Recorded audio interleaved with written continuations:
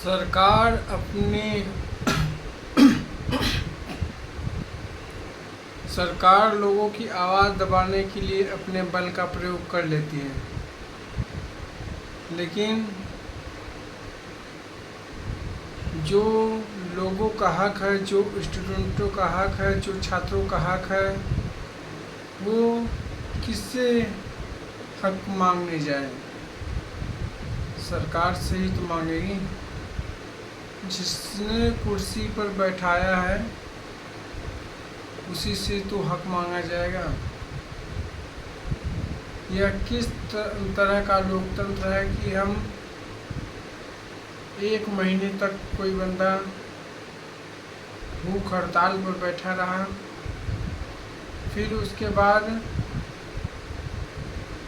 जब प्रोटेस्ट हुआ 20 जुलाई को, तो डंडे में कील घुसा घुसा लगाया गया, कील लगा लगा कर छात्रों पर लाठीचार्ज हुई। यह किस तरह का लोकतंत्र है? नेम प्लेट हटा कर मारा गया। जो भी उसमें जवान में, जो भी दिल्ली पुलिस थे, जो भी आरएफ के जवान थे, नेम प्लेट हटा कर क्यों मारा गया? उसमें ऐसे कई पुलिस वाले थे जिनकी वर्दी नहीं थी। कहाँ का लोकतंत्र है ये? किस तरह का लोकतंत्र है? और इसमें भी और कोई ऐसे थे जो वर्दी में भी थे, और दिल्ली पुलिस के इसमें मेंशन है कि आप क्लीन सेफ रहना चाहिए। इसमें भी सारी रूल रेगुलेशन हैं, लेकिन इसमें भी एक ऐसे पुलिस वाले भी दिखे जो बिना सेविंग के थे, केवल वर्दी पहने हुए थे। वो कहाँ का रूल है? ये किस तरह का लोकतंत्र है? लोगों को जिन लोगों को यह सही लग रहा हो कि यही लोकतंत्र है,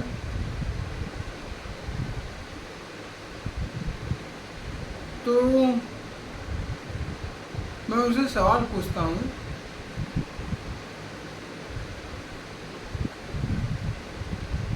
जवाब देना होगा, क्योंकि लोकतंत्र में जवाबदेही ही सबसे बड़ा जरिया है।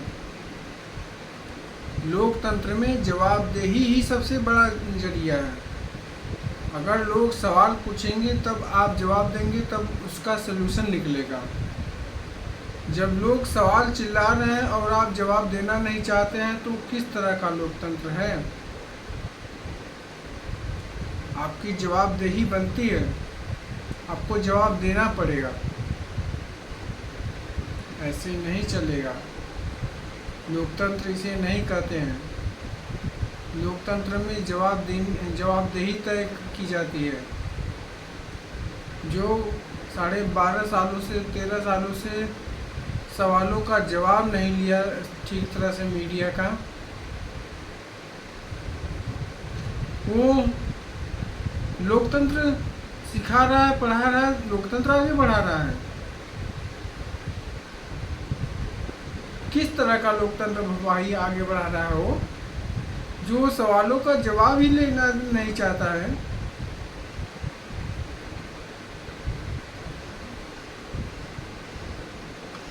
छात्र 20-25 दिनों से आंदोलन कर रहे हैं, प्रोटेस्ट कर रहे हैं, तो उसका जवाब भी तो आना चाहिए। क्यों इतनी देरी हुई छात्र इस्तीफा लेने में? जवाब तो आना चाहिए।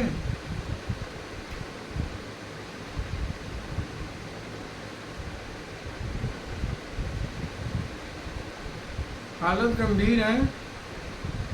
हर चीज़ का एक अंत होता है। हिटलर का भी अंत हो गया था। विद्वान, ज्ञानी रावण का भी अंत हुआ था। हर चीज़ का अंत होता है। फिर उसके बाद जब अंत के बाद एक नई जिंदगी की शुरुआत होती है तो वो अच्छी शुरुआत होती है। जिस अच्छे दिन का मुजरा करके आप आए थे,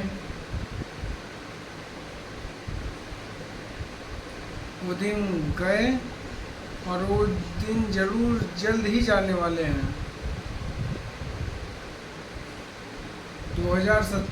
2047 का सपना दिखाने वाले,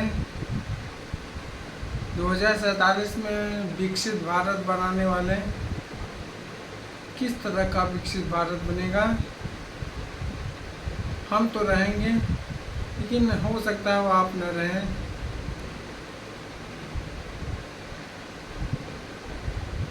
किस तरह का?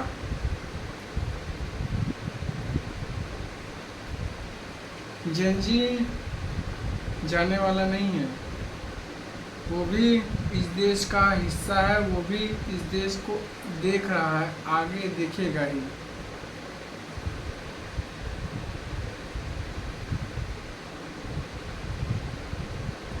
सवालों के जवाब तो पूछे जाएंगे और हमारी गलती है, हम सब की गलती है कि हम किन अनपढ़ों से जवाब मांग रहे हैं।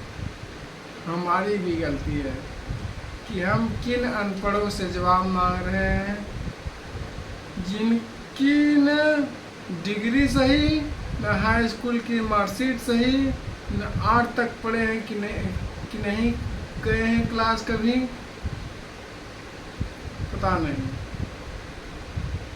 हम किस भोले चेहरे पर, किस मासूम चेहरे पर, किस भाषा और भाषण पर मोहित हो गए, ये हमारी भी गलती है।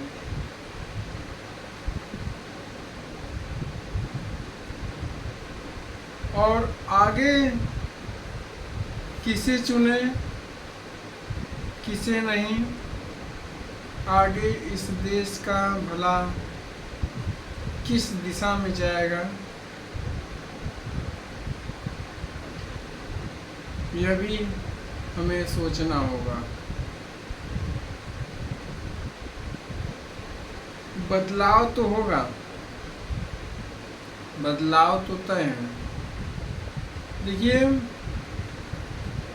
भारत की जनता मालिक है,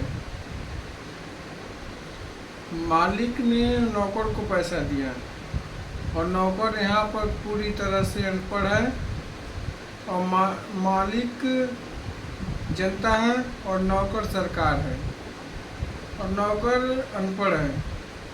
उसमें से जब नौकर ने घपला करना शुरू किया तो एक और सीए को रख दिया गया कि इसकी देख रेख करने के लिए, मीडिएटर, यानी कि जो सरकारी बाबू हो, जो सरकारी में है, वो मीडिएटर का काम करना चाहिए।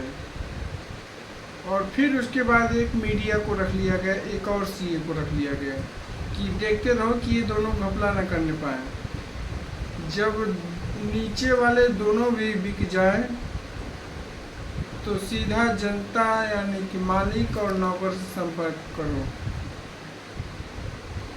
मीडिया और मीडिएटर यानी सरकारी बाबू, सरकारी नौकर,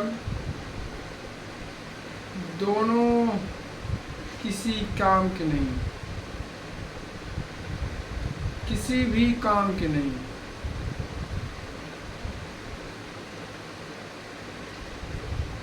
जय हिंद।